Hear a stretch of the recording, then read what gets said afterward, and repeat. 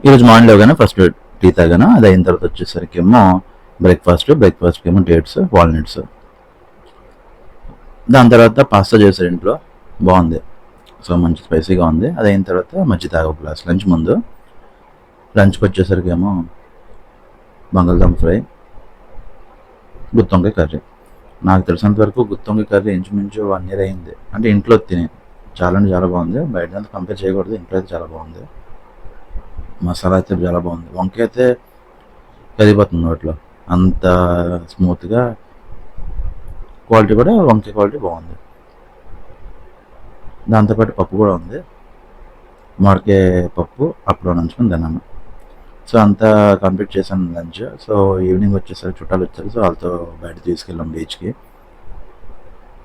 ఈరోజు యాక్చువల్గా Friday, so traffic మాత్రం బాగానే ఉంది, ఎక్కువగానే ఉంది. సో కొంతసేపు అలా గట్టు మీద కూర్చొని గాలి అలా సరదాగా ఫీల్ అయ్యి అక్కడ సారంపాలకి వెళ్ళాం. అక్కడ చనా మసాలా పుల్కా తీసుకున్నాం. చనా అయితే ఉడకలేదు, మరి ఎందుకు రెస్టారెంట్ నడుతుందో తెలియదు. ఫుడ్ అయితే బాగాలేదు, సర్వీస్ అయితే మరీ వర్స్ట్. దాంతోపాటు ఒక ప్లేట్ పూరి తీసుకున్నాం, కొంచెం తిని వదిలేసాను. సో ఇంటికి వచ్చి అక్కడనే తెచ్చుకున్న లస్సీ తాగి ఎండ్ చేసాను. లస్సీ కూడా పర్లేదు, బాగానే ఉంది.